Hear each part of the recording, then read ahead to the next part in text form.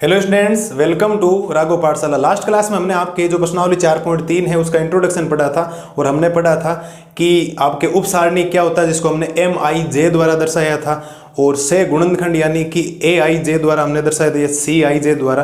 कुछ नोट पढ़े, 2x2 के उप सारणिक से हमने उप सारणिक और से गुणनखंड निकाले थे। फिर एक नोट लिखा था कि अगर आप किसी पंक्ति के उसी पंक्ति के से गुणनखंडों को आप गुणा करके जोड़ते हो तो फिर आपको एक सारणी का मान मिलता है। लेकिन अगर किसी अवयव को अन्य पंक्ति या स्तंभों के से गुणनखंडों से गुणा करके उनको जोड़ते हो तो फिर सारणी 0 बन जाती है। हमने 3x3 का कोशिश की थी, लेकिन हमने नहीं सीखा। आपके पहला एक उदाहरण बोला है, सारणी डेल बराबर 1 2 3 4 5 6 7 8 9 में अवयव 6 का उप सारणिक आपको निकालना। 6 का निकालना, पूरे का नहीं निकालना। जिसका पूछा गया उसका जवाब हम देंगे। आप लिखेंगे, ध्यान से सुनना भाई, आप लिखेंगे चूंकि किसी भी अवयव AIJ का उप सारणिक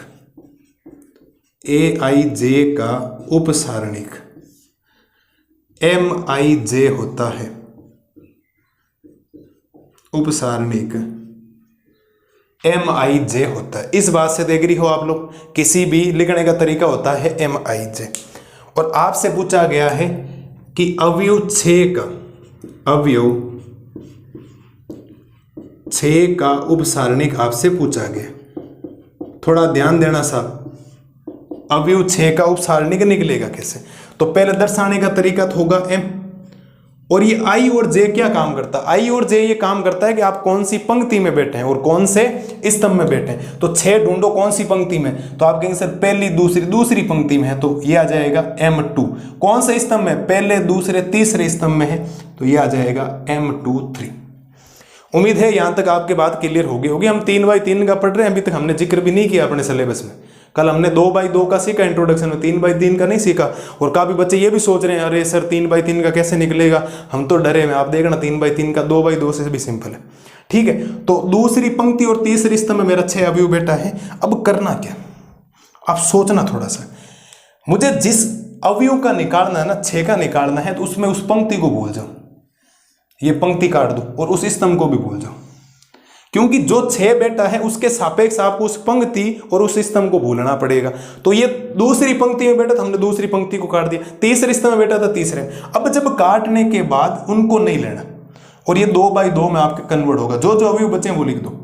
यहां बचा है 1, यहां बच गया 2, यहां बच गया 7 और यहां बच गया 8। गलती से भी बार 6 लिखने की गलती ना करें, वो प्रसार करते वक्त ध्यान रखना, प्लस का और माइनस का चिन्ह। यहां आप जिस अवयव का निकाल रहे उसके सापेक्ष उस पंक्ति को हटा दो और इस स्तंभ को हटा दो, बाकी जो अवयव बच रहे हैं वो लिखो। अब सर इसका क्या करें? तो इसका तो बेटा मैंने आपको बता रखा है, 2x2 के लिए तो आपके पास बहुत रामबाण तरीका क्रॉस करने वाला। अरे नहीं है क्या रामबाण तरीका? आप कहेंगे सर बिल्कुल है। तो आप लिखेंगे सर M2 3 बराबर 1 को 8 से गुणा करेंगे 8 माइनस 7 को 2 से गुणा करेंगे, कितना आएगा सर? 14 आपके पास आएगा। और जब फाइनल रिजल्ट बनेगा M2 3 का, 14 में से 8 जाएगा तो माइनस का 6 बचेगा, क्योंकि बड़ी संख्या है माइनस की। और मेरे जो अवयव 6 था उसका जो उप सारणिक आया वो आ गया माइनस का 6। वो कितना आ गया साहब मेरे पास? माइनस का 6। बोलो मेरे लाल और लालियों को कोई समस्या है क्या इस बात से? आप कहेंगे सर कोई समस्या नहीं, ये बात हमें एकदम क्लियर होगी। ठीक है, तो ये है किसी भी 3x3 का। आप कितना डर रहे थे? सिंपल नहीं है क्या 3x3 का सारणिक निकालना? बहुत सिंपल है, बहुत ही। जिससे क्या सिंपल हो सकता है? आप जिस भी पंक्ति में वो बैठा उसके सापेक्ष उस पंक्ति को काटें, उस स्तंभ को काटें, जो भी बचा हुआ है उसको सीधा लिखें 2x2 के सारणी में, वज्र गुणा करवाएं, उत्तर आ जाएगा। बात समझ में आई या नहीं? ये है 3x3, इतना सिंपल। 2x2 तो मैंने आपको बता रखा है, भूलना है करना। वो मैं आपको सवाल जिस दिन मैं आपको 4.3 के चारों एग्जाम्पल, उदाहरण नंबर 8 9 10 11 और 1 से लेकर 5 तक सवाल करवा दूंगा, उस दिन के बाद मेरा लाल और लाली कोई ऐसा नहीं बोलेगा कि मुझे उप सारणिक और से गुणनखंड निकालना नहीं आता। गारंटी है मेरी। मस्त रह के आराम से वीडियो देखो, आराम से बे हिसाब से आपको मेहनत करनी और मेहनत करना आना चाहिए आपको। एक भी लेक्चर में प्रॉब्लम नहीं होगी। मैं जो वर्ड बोल रहा हूं आपके दिमाग में डायरेक्ट छपेंगे, आपको फील आएगा मैथमेटिक्स का। नो टेंशन रहे आप। ठीक है, ये हमने काम कर लिया। ये हमने 1 का निकाला ऐसे में, और -6 को देके ये मत समझना कि सर 6 का पूछा तो -6 हो जाएगा, तो क्या फिर 8 का -8 होगा? नहीं, ऐसा नहीं सोचें, कोई चिन्ह नहीं, ये रैंडम आ जाता है कभी कभी, ये बच्चों को कंफ्यूज करने के लिए आता है कि आप ऐसा ही सोचें, और बच्चा मेहनत कम करने लग जाए कि क्यों मैं ऐसा इतना करूँगा, मैं तो जब एबीसीडी में आएगा सीधा डायरेक्ट लिखूंगा। नहीं लिखना है ना, निकाल के करना। उसको संगत अवयव, जो अवयव है उसके संगत पंक्ति और संगत स्तंभ को काटेंगे, जो अवयव बचेंगे 2/2 में लिखेंगे, वज्र गुणा करेंगे, बीच में चिन्ह माइनस का लगाएंगे, जो रिजल्ट बचेगा वो उसका उपसारणिक होगा। और उपसारणी के बिना से गुणनखंड नहीं आएगा, से गुणनखंड नहीं आएगा तो प्रश्नावली 4.4 नहीं आएगी, प्रश्नावली 4.4 नहीं आएगी तो प्रश्नावली 4.5 नहीं आएगी। मामला हर जगह डिसमिस होने वाला। तो आपको एक एक कंसेप्ट, हर कंसेप्ट, और आपको ये 2/2 को गुणा करना 4.1 और 4.2 से सीखा, वो नहीं आता तो यहाँ गड़बड़ हो जाएगी। ये माइनस क्यों आया, क्यों ऐसे हो गया, वज्र गुणा क्यों हुआ, पहले लेक्चर्स देखें सारे, उनके कंसेप्ट क्लियर करें, धीरे धीरे ना स्टेप बाय स्टेप चलते जाएंगे, सारी चीज़ें क्लियर हो जाएगी। उम्मीद है सब लाल और लाली को उदाहरण नंबर 8 एकदम क्लियर हो गया होगा। अगली स्लाइड में करते हैं उदाहरण नंबर 9, एक एक कंसेप्ट को क्लियर करेंगे, तब तक आप इसको देखें। अब देखो करते हैं उदाहरण नंबर 9 का सॉल्यूशन। उदाहरण नंबर 9 में क्या बोला, एक सारणिक दी है आपको 2/2 की। अरे वाह सर, 2/2 तो देते ही आपके काम बहुत ईजी, हमें सब पता है इसके बारे में। सारणिक 1, -2, 4, 3 के सभी अवयवों के उपसारणिक व सेखंड ज्ञात कीजिए। आपको 2 सवाल पूछ लिए हैं, इसका उपसारणिक भी निकालना, सेखंड भी निकालना। और आपको पता है बिना उपसारणिक के कभी सेखंड नहीं निकलता, इस बात को ध्यान रखना। ठीक है जी सर, हम निकालेंगे केस नंबर 1। अब आप कहेंगे सर ये केस नंबर 1 कहाँ से आ गया, हम पहले उपसारणी की बात कर लेते हैं और सेखंड की बाद में बात करते हैं। आप लिखेंगे चूंकि किसी भी अवयव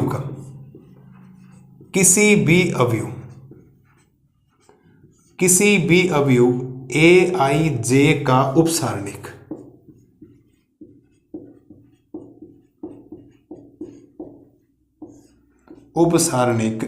Mij होगा। क्या बात मैं एकदम सही कह रहा हूं क्या इस बात से आप सब एग्री करते हो क्या? अरे बोलो, अरे क्या सारे इस बात से एग्री कर रहे हो क्या? कोई दिक्कत नहीं है क्या? आप कहेंगे सर कोई दिक्कत नहीं, ये बात हमें पता है कि उपसारणिक Mij होता है। ठीक है सर, आपको सबसे पहले जो अवयव निकालना, सभी अवयवों का मतलब होता है, आप लिखेंगे 1 का उपसारणिक।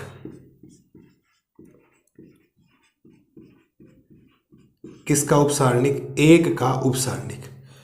फिर मुझे उपसारणिक निकालना है -2 का उपसारणिक। समझते जाएंगे मैं क्या कह रहा हूं क्या नहीं कह रहा हूं, बहुत आपके यहां से कंसेप्ट क्लियर होने वाले। फिर आप लिखेंगे सर 4 का उपसारणिक, 4 का उपसारणिक बराबर। ठीक है सर, और फिर आप लिखेंगे 3 का उपसारणिक। किसका उपसारणिक? 3 का उपसारणिक बराबर। ध्यान दें सर, क्या आएगा और क्या नहीं आएगा इसके ऊपर फोकस करना बहुत जरूरी हो गया। हमने सभी अवयवों का बोला है, मतलब हम 1 का भी निकालेंगे, -2 का भी निकालेंगे, 4 का भी निकालेंगे, 3 का भी निकालेंगे, उपसारणिक। अब उपसारणिक को लिखने का तरीका, सब जगह m आएगा, इधर भी m आएगा, इधर भी m आएगा, इधर भी m आएगा और इधर भी क्या आएगा? m आएगा। अब समझे I और J क्या कहना चाहता है? I और J ये कहना चाहता है, I का मतलब है आप कौन सी पंक्ति में खड़े हो, J ये कहना चाह रहा है आप कौन से स्तंभ में खड़े हो। तो आपको 1 का उपसारणिक चाहिए, तो 1 यहाँ है तो पहली पंक्ति में है और पहले ही स्तंभ में है। मुझे -2 का चाहिए तो -2 दूसरी पंक्ति में है, सॉरी पंक्ति तो पहली है, कौन सी पंक्ति है? पहली है, लेकिन स्तंभ कौन सा है? दूसरा है। 4 दूसरी पंक्ति में खड़ा है लेकिन स्तंभ पहला है, और 3 आपके दूसरी पंक्ति में खड़ा और दूसरा स्तंभ है। मैं यहां से अब उत्तर देने वाला हूं, समझते जाना सर, कंसेप्ट आएगा यहां से। आपको पहले ये पता होना चाहिए मुझे 1 का, क्योंकि 1 जो लिखा है वो पहली पंक्ति और पहले स्तंभ में लिखा है, इसका मतलब M11 का मान मुझे निकालना है। अब आपको मान ये पता होना चाहिए कि जिसका मैं मान निकाल रहा हूं उसको इसके सापेक्ष मुझे भूलना पड़ेगा। क्या भूलना पड़ेगा? अब मैं 1 निकाल रहा हूं, 1 के सापेक्ष पंक्ति को भूलूंगा, स्तंभ क्या बचा? 3। तो 1 का उपसारणिक आ गया साहब कितना? 3 आ गया। 1 का उपसारणिक कितना आ गया? 3। जब मैं -2 का निकालूंगा तो मैं -2 को ढकूंगा और नीचे सापेक्ष उसको ढकूंगा, क्या दिखाई देगा मुझे? 4। तो मेरे 2 का जो -2 का जो उपसारणिक आया वो कितना आया कि 4 आया मेरे पास। ठीक है साहब, मुझे 4 का निकालना, तो 4 के सापेक्ष में पंक्ति को ढकूंगा और स्तंभ को ढकूंगा, मुझे -2 दिखाई देगा, तो ये आएगा -2 आंसर आया मेरे पास। ठीक है, और जब मुझे 3 निकालना, 3 के सापेक्ष इसको ढकूंगा, मुझे उत्तर दिखाई देगा 1। कितना दिखाई देगा उत्तर मुझे 1। मुझे नहीं लगता इसमें किसी बच्चे को कोई समस्या आपको होनी चाहिए। जो बातें इसने बोली उसके अकॉर्डिंग, मैंने 2/2 में आपको बोला था जिस अवयव का आपसे पूछा जा रहा है उसके संगत उस पंक्ति को भूलें, उसके संगत उस स्तंभ को भूल जाए। जो बचा हुआ दिखाई दे रहा वो 2/2 में सीधा उसका उपसारणिक हो जाएगा। लेकिन 3/3 में क्या सीखा था पहले वाले उदाहरण में, जिस अवयव का पूछा जा रहा है उसके संगत उस पंक्ति को मिटाओ, उस स्तंभ को हटाओ, जो आपको दिखाई दे रहा है उसको 2/2 के सारणिक में कन्वर्ट करो, और जब वो 2/2 के सारणिक में कन्वर्ट होगा फिर उसको 2/2 की सारणी की तरह वज्र गुणा करो, बीच में चिन्ह माइनस का लगाओ, उत्तर निकालो। जो उत्तर देगा वो उसका उत्तर, जो 2/2 सारणी देगी वो उस अवयव का क्या होगा, उपसारणी होगा। लेकिन 2/2 में तो अलग चीज है, वहां 3/3 वाला वो गुणा करवाने वाला था। 2/2 क्या कहती है, जिसमें आप भूल रहे हो, देखो पहले में इसको भूले ऐसे भूले 3 दिखाई दिया, -2 दिखाई दिए ये, और ये भूले 4 दिखाई दिए, 4 में ये और ये भूले -2 दिखाई, 3 में ये और ये भूले 1 दिखाई दिया, तो ये आ गया इसके उपसारणी। मुझे नहीं लगता उपसारणिक में किसी को दिक्कत रही होगी किसी भी टाइप की। अरे है क्या कोई दिक्कत, आप कहेंगे सर कोई दिक्कत नहीं है। अब इसमें आप लिखेंगे केस नंबर सेकंड। क्या लिखेंगे, केस नंबर सेकंड। आप लिखेंगे चूंकि किसी भी अवयव ए जे का शेखंड, क्या पूछा आपसे, शेखंड कैपिटल AIJ होगा। क्या बात मैंने आपको ये लिखवा रखी है क्या, बिल्कुल लिखवा रखी, ये आपको पता होना चाहिए। और जब आप AIJ निकालेंगे तो किसी भी अवयव का AIJ निकालने का जो फॉर्मूला होता है वो होता है -1 की घात I + J और गुणा में होता है MIJ। क्या मैंने आपको ये सूत्र लिखवाया है क्या साहब, क्या सभी लाल और लालियों के सूत्र याद आ रहा है क्या, किसी को कोई दिक्कत है क्या, बोलो सर। अरे कोई समस्या क्या, AIJ बराबर -1 की घात I + J MIJ होता है या नहीं होता है। अब मैंने आपको जब ये बता दिया तो अब मेरे को जो उत्तर चाहिए वो उत्तर चाहिए मुझे, एक तो A11 का चाहिए, क्या चाहिए, A11 चाहिए, फिर मुझे उत्तर चाहिए A12 का, फिर मुझे उत्तर चाहिए A21 का, फिर मुझे उत्तर चाहिए A22 का। आप ध्यान दें और थोड़ा सा रियलाइज आप जब करेंगे तो आपको उत्तर के बारे में खुद ब खुद पता लग जाएगा मुझे करना क्या। मैं यहाँ -1 की घात तो लगाने वाला हूँ, क्या लगाने वाला हूँ, -1 की घात, और I + J का मतलब है I का मान कितना है मेरे पास 1, और +J का मान कितना है 1 गुणा, और MIJ का मतलब हो जाएगा M11। ठीक है जी, मैं एक बार काम करता हूँ, पहले का ही निकालता हूँ, बाकी की बात बाद में करेंगे। कुछ जगह मेरे पास कम पड़ेगी इसीलिए मैं पहले मिटा देता हूँ। तो मुझे A11 चाहिए, तो -1 की घात कितनी आएगी 2, और M11 का मतलब है मुझे M11 का मान जो मिला है वो मुझे कितना मिला है 3 मिला है सर। और जब मैं A11 निकालूंगा तो -1 की घात 2 प्लस का 1 होगा, -1 की घात 2 + 1, -1 की घात सम संख्या तो धनात्मक मान देगा, -1 की घात विषम संख्या तो ऋणात्मक मान देगा। तो ये धनात्मक आएगा और धनात्मक को 3 से गुणा करोगे तो 1 को 3 से गुणा करने पर उत्तर आ जाएगा 3। मैंने इसका शॉर्टकट भी आपको बताया था, मैं भी उसके ऊपर ही आ रहा हूँ, टेंशन लो ही मत, आप लोग मस्त होकर आराम से देखो। ये चीज किसी को दिक्कत, कोई दिक्कत नहीं सर। दूसरा अवयव कौन सा, दूसरा अवयव है A12। कैसे पता लगा सर, अगर M11 निकाला तो A11 भी निकालना पड़ेगा, M12 निकाला तो ये भी आपको निकालना पड़ेगा। ध्यान दें साहब, तो ये बनाएगा -1 की घात I का मान 1 + J का मान 2, और ये हो जाएगा M12। जब आप A12 के बारे में सोचेंगे तो -1 की घात आएगी कितनी 3, और M12 का मतलब हो जाएगा मेरे पास वैल्यू कितनी है 4 है साहब। तो फिर ये बनेगा A12 बराबर -1 की घात विषम संख्या, तो -1 आएगा, -1 को 4 से गुणा करोगे तो ये उत्तर देगा -4। ये उत्तर कितना देने वाला है साहब, -4। ये इसका आगे आपके पास A12। क्या हमने 2 शेखंड निकाल लिए क्या, अरे बोलो 2 शेखंड में किसी को दिक्कत है क्या, आप कहेंगे सर अभी तक तो कोई दिक्कत नहीं है, आगे का थोड़ा सा सोचते हैं। ठीक है जी, आगे का तीसरा सोचें। तीसरा जब आप सोचेंगे तो A13 सोचेंगे, सॉरी 13 तो है ही नहीं ना, अगला सोचेंगे A21। क्या सोचेंगे A21, क्या सोचेंगे A21। मैं प्रत्येक का लिख दूंगा ना, 1 का से गुणनखंड, 2 का -2 का, वो समझते जाएं आप लोग। ठीक है साहब, A21 का मतलब है कि यहाँ पर -1 की घात आएगी 2 + 1, और M21 तो तो ये आएगा A21 बराबर -1 की घात 3, क्योंकि 2 और 1 3 हो जाएगा, और M2 का मान मुझे दिखाई देगा -2। कितना दिखाई देगा? -2। तो A21 बराबर -1 की घात विषम संख्या -1, -1 को -2 से गुणा करवाओगे तो इस बार ये प्लस के 2 में चेंज हो जाएगा। किस में चेंज हो जाएगा साहब? प्लस के 2 में। और मुझे नहीं लगता कोई दिक्कत आपको रही होगी। एक आपके से गुणनखंड एक और है, उसको हम निकालते हैं, वो है A22। कितना है? A22 दिखाई दे रहा है, तो मैं यहाँ लिखूंगा -1 की घात 2 + 2, और ये हो जाएगा M22। मैं बराबर लिखता जा रहा हूँ, आप समझते जाना।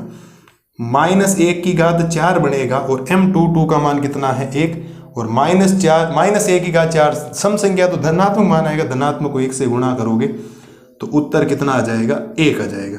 मुझे नहीं लगता कोई समस्या मेरे लाल और लाली को है, इस वक्त तो कोई दिक्कत आपको नहीं रही होगी। मैंने एकदम आपको सिस्टमेटिक तरीके से एक एक चीज आपके लिए लिखवाई। अरे बात समझ में आई या नहीं? उपसारणी। अब मैं आपको एक से गुणनखंड निकालने का, अगर आपने उपसारणी निकाल ही लिया है ना, तो इतनी मातापची कभी नहीं करे। मैं आपको समझाता हूं। आपके M11 का मान आया 3। अब आप अगर A11 निकालना चाह रहे हो तो ये 3 एज इट इज वहां रखो, ये 4 यहां रख दिया। अब -4 क्यों है मैं बताऊंगा। ये -2 आपने यहां रख दिया और ये 1 यहां रख दिया। अब आपने A11 निकाला, तो A11 सम है या विषम है? 11 का मतलब होता है 1 और 1 कितना हो गया? 2, सम है। इसका मतलब एज इट इज उत्तर लिख दो, 3 का 3 ये। जब आप A12 निकालेंगे, 12 में क्या है? 1 और 2 3 है, 3 विषम है, तो प्लस का 4 को कर दो -4, बात खत्म। ध्यान रखना। और मैं जब A21 निकालूंगा तो 21 का मतलब होता है A21 होगा तो 2 और 1 होता है 3 विषम है, तो -2 प्लस के 2 में कन्वर्ट कर दो, मतलब चिन्ह चेंज कर दो।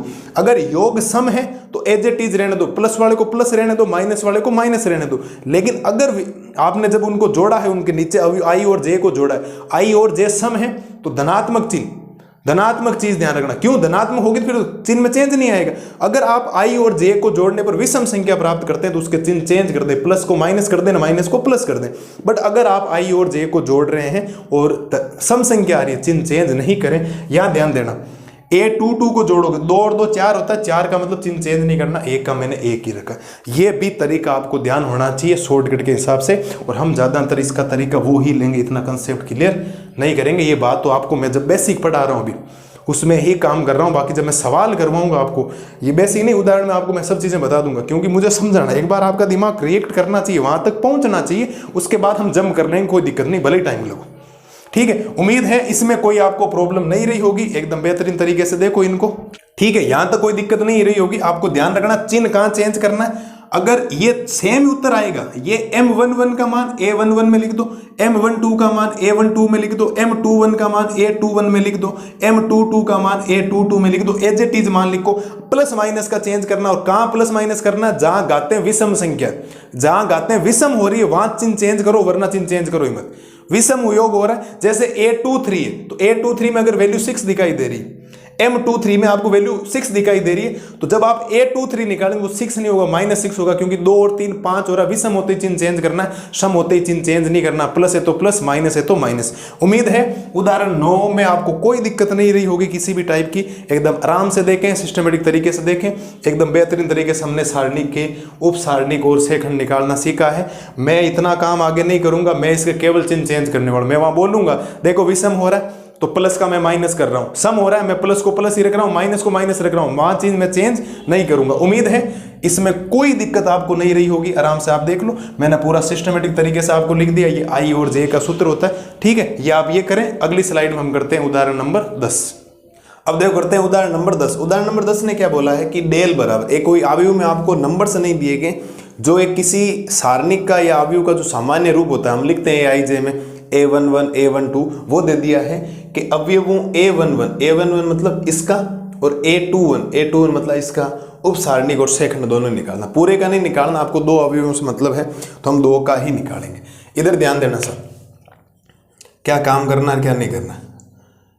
ठीक है, आपको पता है कि किसी भी जो अवयव होता है उसका जब हम उप सारणिक निकालते हैं तो उसको MIJ द्वारा दर्शाते हैं, और सेखंड को हम लिखते हैं AIJ द्वारा। ये बात तो आपको क्लियर हो जानी चाहिए।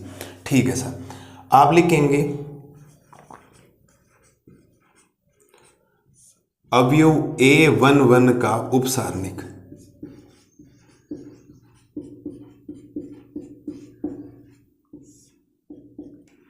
सही बात कह रहा हूं। अवयव A11 का उपसारणिक, और उपसारणिक को हम लिखेंगे M से, और M11 नहीं लिखेंगे कि बिल्कुल भाई 11 क्या है कि आप कौन सी पंक्ति में बैठे और कौन से स्तंभ में बैठे हो, तो MIJ ही तो होता है। MIJ मतलब पहली पंक्ति और पहला स्तंभ में पूछ रहा है A11 का मतलब। अब ये निकलेगा कैसे? अब मैंने आपको जब उदाहरण नंबर 8 बताया था तो आपको एक बात समझाई थी, ये बदलेगा 2/2 के सारणिक में, बदलेगा 2/2 के सारणिक में। आप कहेंगे सर कैसे? मैंने क्या बोला था कि जिस भी अवयव का आप उपसारणिक निकाल रहे हैं, क्योंकि उपसारणिक आ गया सेकंड निकालने में कोई ज़्यादा जोर नहीं आएगा। जिस चीज़ का आप उपसारणिक निकाल रहे हैं उसके संगत उस स्तंभ को भूल जाए और उस पंक्ति को भूल जाए। देखो आपने अगर A11 का निकाला ना, तो इसके सापेक्ष इसको भूल जाए, इसको भूल जाए। ध्यान से सुनना, देखो इसके सापेक्ष ये भूल गए, इसके सापेक्ष ये बचा। ये क्या बचा आपके पास?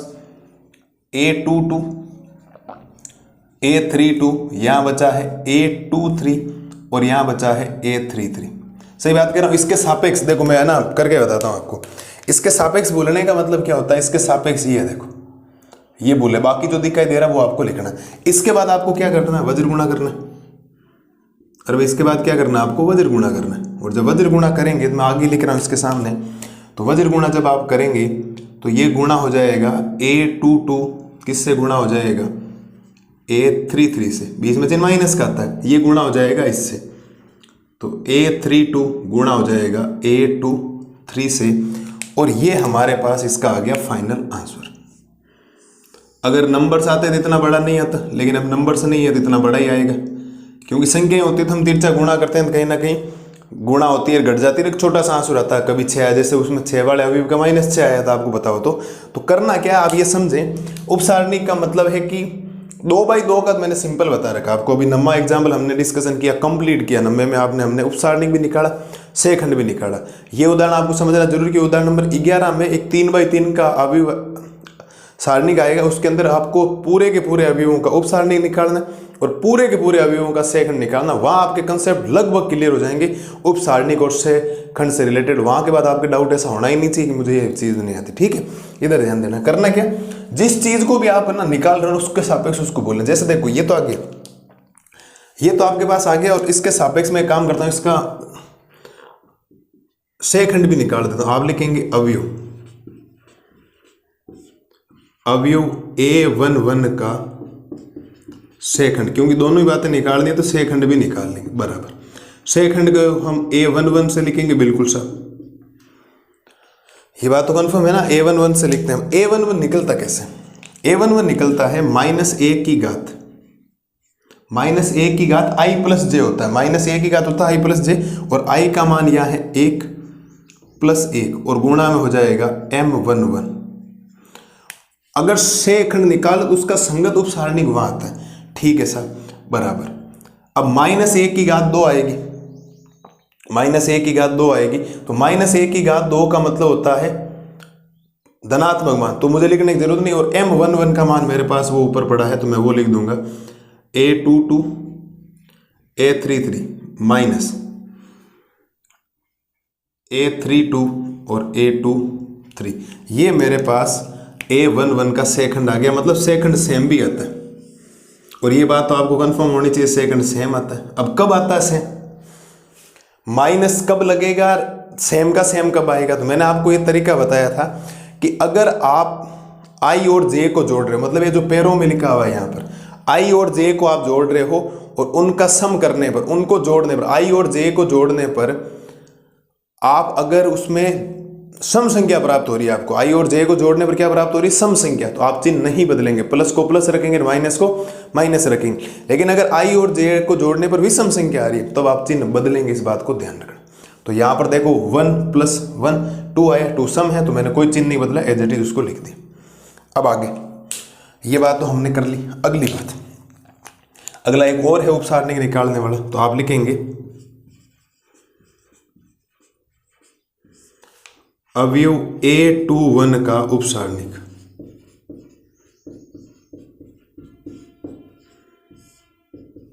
अवयव A21 का उपसारणिक हम निकालेंगे तो A21 का मतलब हो जाएगा M21। उपसारणिक को किससे लिखेंगे? M21 से। अब ध्यान दें, क्या ये 2/2 के सारणिक में बंटेगा? आप कहेंगे सर बिल्कुल बंटने वाला। और कैसे बंटेगा, इस बात को विशेष तौर पर ध्यान रखना।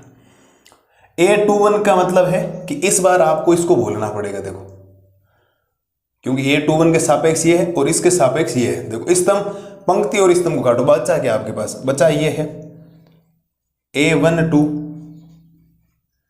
A32, A13 और A33, ये आपके पास बचा। और ये बचने के बाद आपको करना चाहिए वज्र गुणा। वज्र गुणा करना, वज्र गुणा करना सिंपल सा 2/2 का, तो A12 गुणा हो जाएगा A33 से माइनस, और A32 गुणा हो जाएगा A13 से। ये आपके पास आया फाइनल आंसर।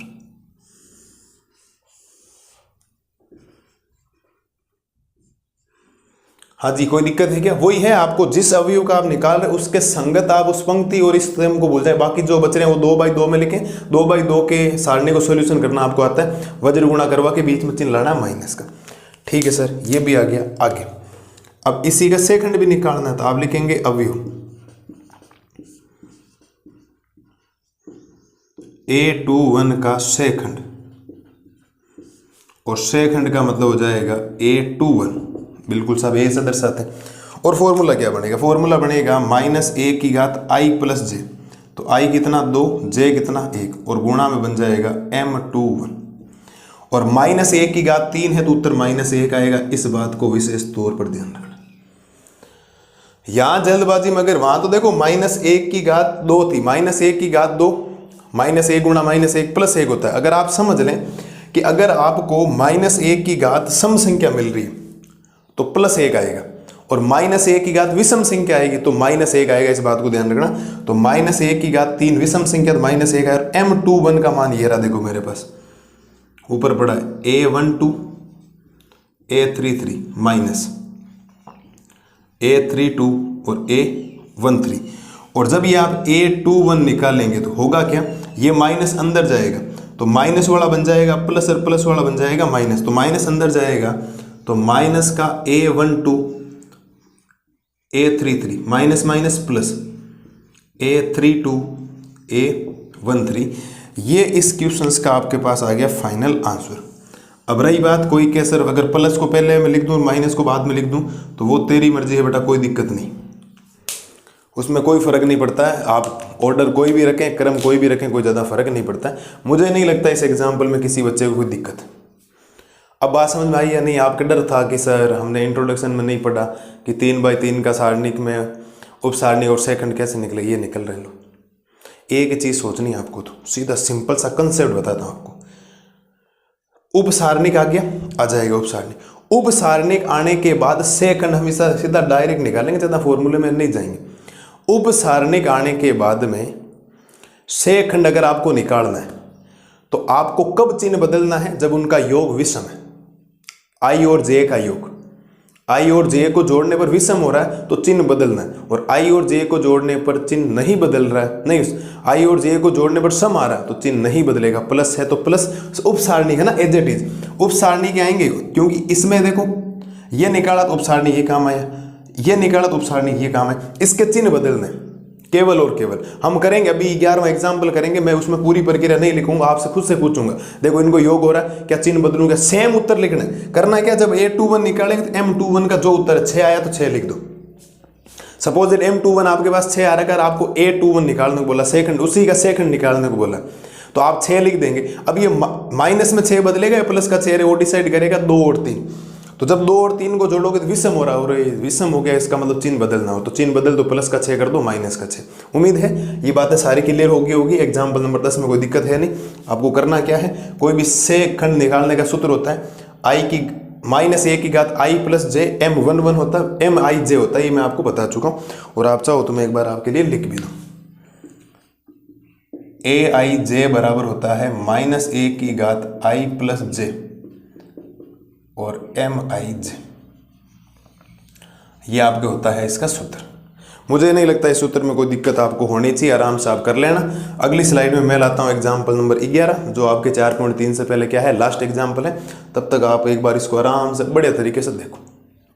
अब देखो करते हैं उदाहरण नंबर 11। उदाहरण नंबर 11 बहुत शानदार है, आपके सारे कंसेप्ट यहाँ पर 3/3 वाले क्लियर हो जाएंगे। और एक मैंने आपको नोट लिखवाया था, आपको याद हो तो, 2 मैंने नोट क्या लिखवाए थे, अगर उसी अवयव के उसी सेखंड से गुणा करके जोड़ने पर, कोई पंक्ति है, उसी पंक्ति के उसी अवयवों के साथ सेखंडों से गुणा करके जोड़ने पर सारणी का मान मिलता है। लेकिन अगर कोई पंक्ति पहली है और सेखंड आपने तीसरी पंक्ति का ले लिया, उनको जोड़ने पर योग 0 आता है। इसने ये बोला, देखो ध्यान से सुनना, क्या बोला है, सारणिक डेल बराबर एक, आपको सारणिक दे रही 3/3 के अवयवों के उप सारणिक और सेखंड ज्ञात करना। इसका मतलब सभी के ज्ञात करने, उप सारणिक निकालना, सेखंड ज्ञात करना। और सत्यापित कीजिए कि A11 capital A31 plus A12 capital A32। देखो A11 का मतलब पहले वाला, इसको इस तीसरी पंक्ति वाले सेखंड से गुणा करवा दिया। A22 को तीसरे वाले सेकंड से गुणा करवा दिया और A13 को तीसरे वाले सेकंड से गुणा करें, जोड़ने पर हमेशा 0 आएगा। मैंने कहा दूसरा लेते ही 0 आ जाएगा, ये बात है। अभी सिद्ध भी हो जाएगी, उसके लिए आपको देखो अवयव तो पड़े हैं आपके पास, लेकिन सेकंड की जरूरत पड़ेगी। हम एकदम बढ़िया तरीके से सारी चीजें निकालते हैं और निकलते हैं पहले केस नंबर फर्स्ट। अब मैं आपको सेकंड सीधा बताऊंगा, देखो कैसे कि उप सारणिक जो है उसका चिन्ह चेंज करना है या नहीं करना है। आपके सारे कंसेप्ट क्लियर हो जाएंगे, एकदम ध्यान से चीजों को देखना। ठीक है सर, पहली बात तो पहले हम लिखेंगे 2 का उप सारणिक। एक एक चीज समझते जाएं।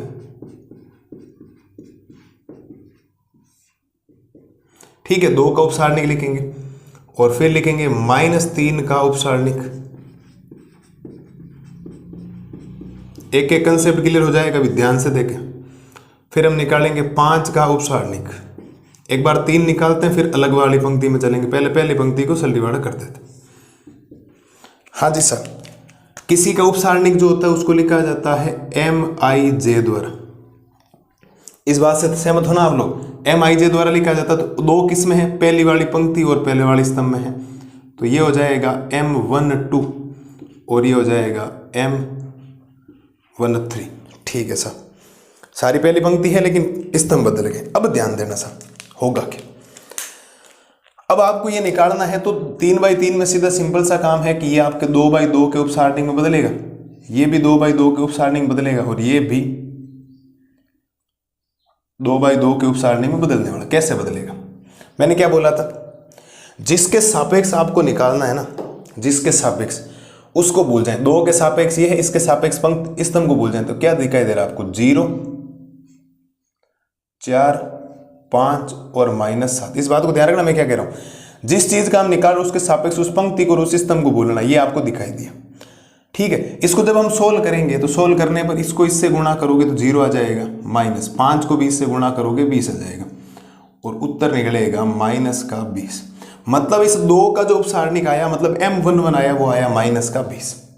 ठीक है सर, इसमें कैसे निकलेंगे, तो -3 निकाल रहे तो इसकी सीध में ये है, देखो इसकी सीध में ये, लेकिन नीचे ये इसको भूलना इस बार। तो क्या दिखाई दे रहा, 6, 4, 1 -7। क्या दिखाई देगा, 6, 4, 1 -7। ठीक है सर, वज्र गुणा करना, 6 को -7 से गुणा करोगे तो -42 आएगा, फिर चिन्ह माइनस का, 1 को 4 से गुणा करोगे 4 और दोनों संख्याएं माइनस में जुड़ेगी तो -46 हो जाएगा। सही बात कह रहा हूँ, एग्री होते जाना। एक चीज भी कंसेप्ट क्लियर ऐसा नहीं होना चाहिए जो आपको नहीं आता। ठीक है सर, ये भी हो गया। 5 का उप सारणिक आपको निकालना, 5 की सीध में भूलो उसको और नीचे भूलना। क्या दिखाई दे रहा, 6, 0, 1, 5, 6, 0, 1, 5। वज्र गुणा करो, 6 को 5 से गुणा किया 30, -1 को 0 से गुणा किया 0 और उत्तर आ गया 30। 30 - 0 क्या होता है, 30। मुझे नहीं लगता यहां तक कोई समस्या आपको रही होगी, ये सीधा सिंपल सा काम हम कर रहे हैं। ठीक है सर, आगे का काम,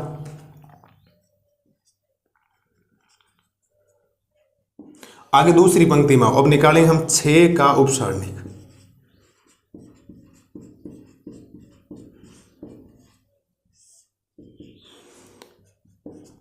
फिर निकालना है 0 का उप सारणिक।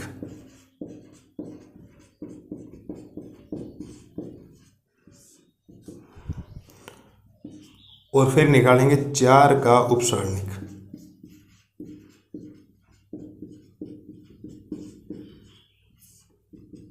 समझते जाना भाई। ठीक है, तो उप सारणिक का मतलब हो जाएगा, M से लिखने का तरीका ध्यान देना साहब। M से कैसे, ये हुआ M, जो 6 है वो दूसरी पंक्ति में और स्तंभ कौन सा है, पहला। तो M21, 0 है वो पंक्ति तो दूसरी है लेकिन स्तंभ भी कौन सा है, दूसरा, और 4 जो है वो दूसरी पंक्ति में है, लेकिन स्तंभ कौन सा है, तीसरा। ठीक है सर, समझ गए। अब 2/2 में इसको कन्वर्ट कर दो, किस में कन्वर्ट कर दो, 2/2 में। ये 2/2 में बदलेगा ऐसे, सब के सब 2/2 में कन्वर्ट कर दो, और फिर वज्र गुणा करना, कोई ज़्यादा ही मुश्किल काम है नहीं, समझना। अब 6 का निकाल रहे हो, 6 के सापेक्ष पंक्ति को भूलो पहले, 6 के सापेक्ष पंक्ति और स्तंभ तो वैसे भूल, क्या दिखाई दे रहा है, -3 5 5 -7, -3 5 5 और -7 बराबर, -7 को -3 से गुणा करोगे तो प्लस का 21 होगा, इस बार माइनस माइनस प्लस हो जाएगा, ये हो गया 21, फिर सूत्र वाला -5 को 5 से गुणा करोगे 25, और 25 में से 21 जाएगा, -4 बचेगा। सही बात है, ठीक है। एम 2 मतलब 0, 0 वाले का मतलब बीच वाले को, 0 वाले इसमें भूलना, इसके सापेक्ष इस बार ये स्तंभ भूला जाए, क्या दिखाई दे, 2 5 1 -7, तो 2 5 1 -7, -7 को 2 से गुणा करोगे -14 आएगा, फिर -1 को 5 से गुणा करोगे 5, तो उत्तर आ जाएगा -19। सही कह रहा हूँ, ज़्यादा इसमें ज़्यादा सोचना नहीं, आपको प्रसार करने वाला आना चाहिए। ठीक है सर, ये हो गया। अब M23 क्या कहेगा, M23 का मतलब है 4, 4 की सीध में इसको बोलो, लेकिन ऊपर स्तंभ बोलना, तो क्या दिखाई देगा, 2 -1 1 5, 2 -3 और 1 और 5, वज्र गुणा करो, 5 को 2 से गुणा करो 10, फिर चिन्ह माइनस का होता है, ध्यान रखना, और -3 को 1 से गुणा करोगे, -3 को 1 से गुणा करोगे -3, माइनस माइनस क्या हो जाएगा, प्लस का 3, और उत्तर आ जाएगा 13। हाँ जी, कोई समस्या है क्या, बोलो साहब। यहां तक मुझे नहीं लगता कोई समस्या होनी चाहिए किसी भी बच्चे को, ठीक है। अरे कोई समस्या है क्या, कोई समस्या यहां तक नहीं होनी चाहिए। अब हमने तीसरी पंक्ति में चलना है।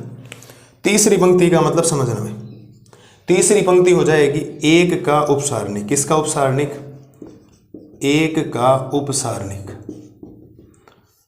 अब 1 का उपसारणिक आपको निकालना है, तो 1 है किसमें, तो आप कहेंगे सर 1 है तीसरी पंक्ति में, लेकिन स्तंभ कौन सा है, पहला।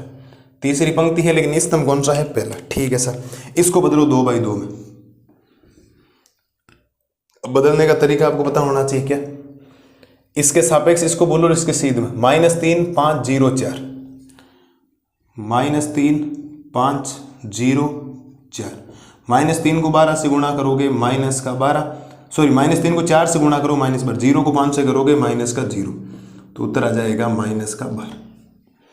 मुझे नहीं लगता यहाँ तक किसी बच्चे को कोई दिक्कत होनी चाहिए। मैं एक बार जो जो उपसारणिक आपके आए हैं उनको कर देता हूँ ब्रैकेट में बंद, ठीक है, ताकि आपकी नज़र वहीं रहे, क्योंकि मुझे अभी सेकंड जब निकालूंगा तो मुझे इनकी बहुत ज़्यादा ज़रूरत पड़ने वाली, इस बात को ध्यान रखना, क्योंकि फिर हम नहीं चाहते इसमें कोई मिस्टेक आपको दिखाई दे। हाँ जी सर, ये हो गया, आप कहेंगे सर बिल्कुल हो गया। आगे चलो सर, आगे जब चलेंगे तो आगे हमें दिखाई दे रहा 5 का उपसारणिक।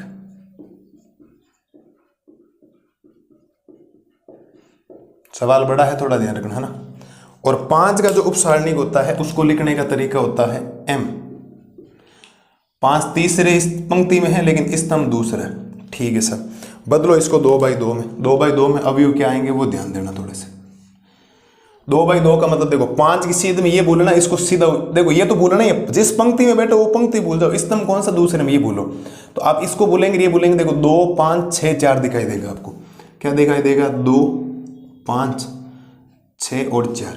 ठीक है, और जब सोल्व करेंगे तो M32 आपके पास आएगा कितना, 8 - 30 यानी कि -22। 8 - 30 मतलब -22। ठीक है सर, बात आगे क्लियर हो गई। आगे देखो एक अवयव और बचा है, फिर हम से खंड में चलें। अब है -7 का उपसारणिक।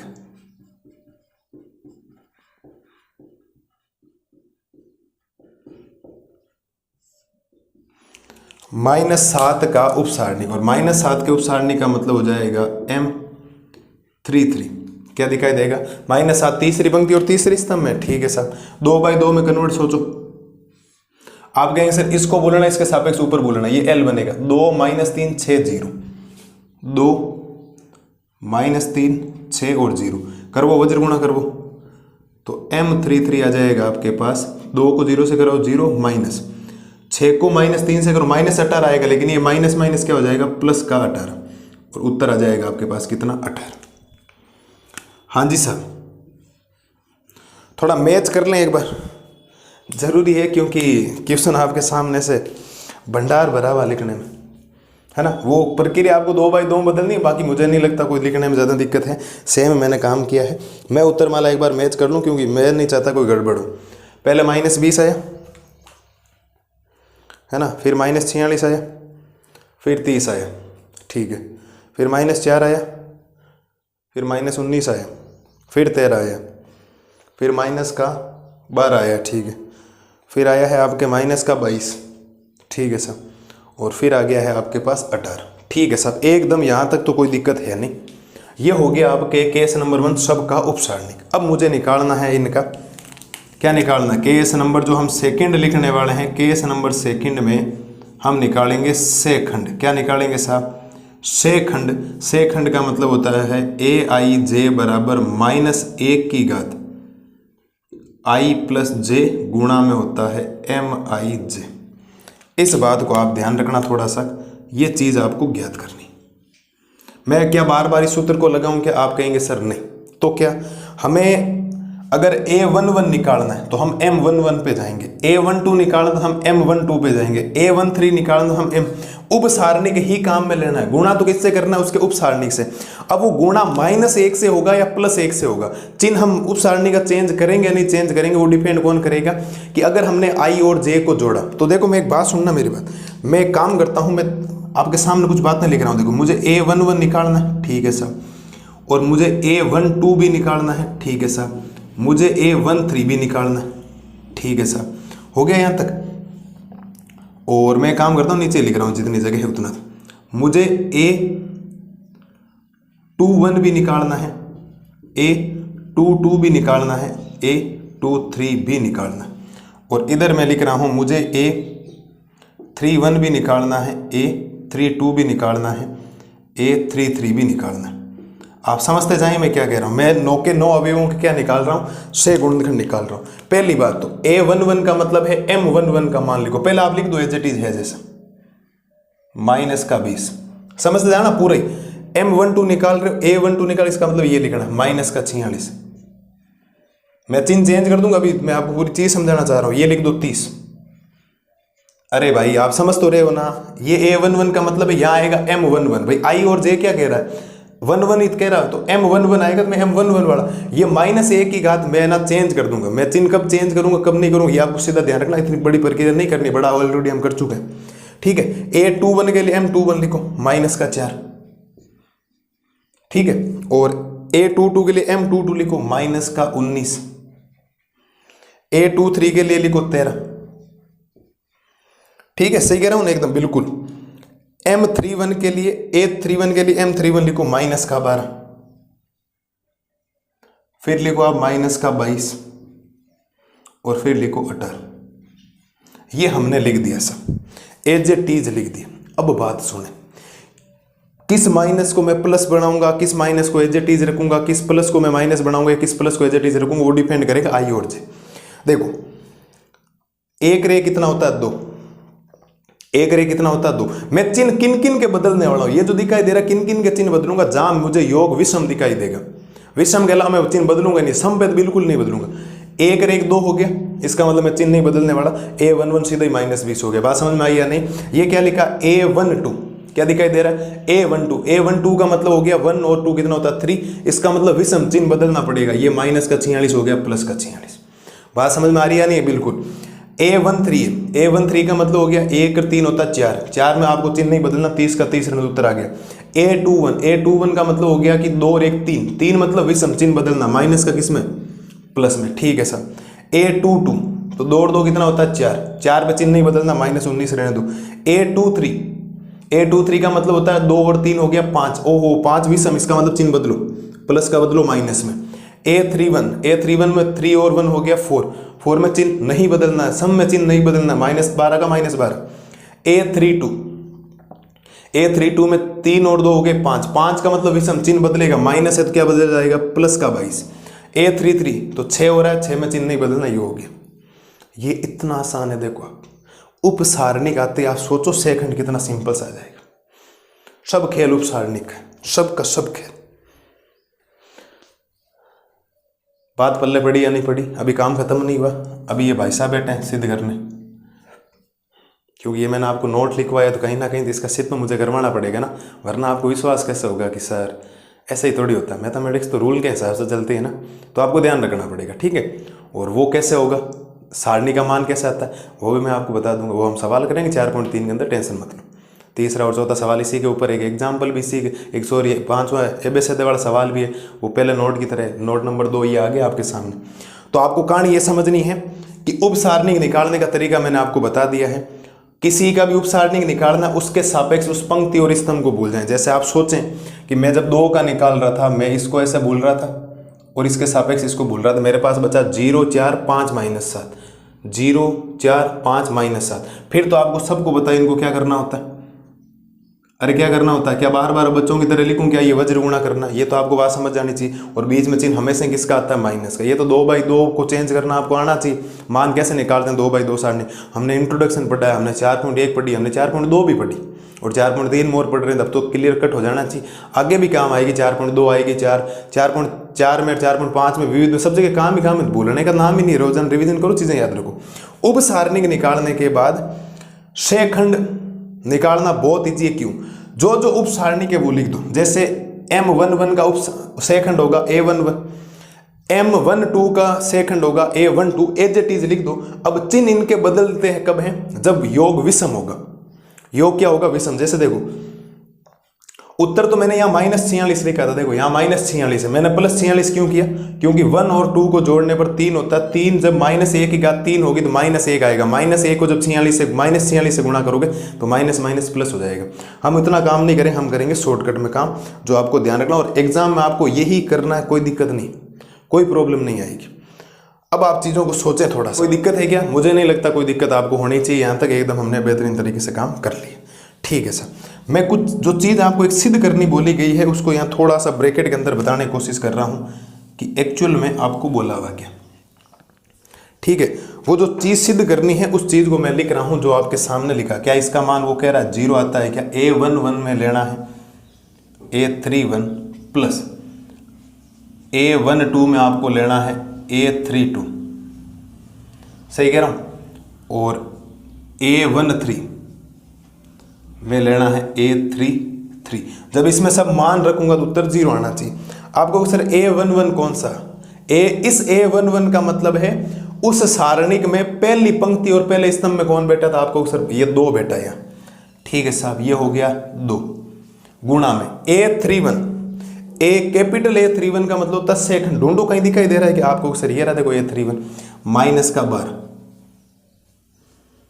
प्लस A12 का मतलब है दूसरी पंक्ति में दूसरा स्तंभ, पहली पंक्ति में दूसरा स्तंभ, माइनस का 3। और A32 का मतलब है 22 प्लस, अरे कैपिटल A है, ध्यान रखना कैपिटल A तो है। और ये हो गया 5 और A33 का मतलब है 18, ठीक है सर। ये माइनस का 24 है और ये भी हो जाएगा माइनस का 66।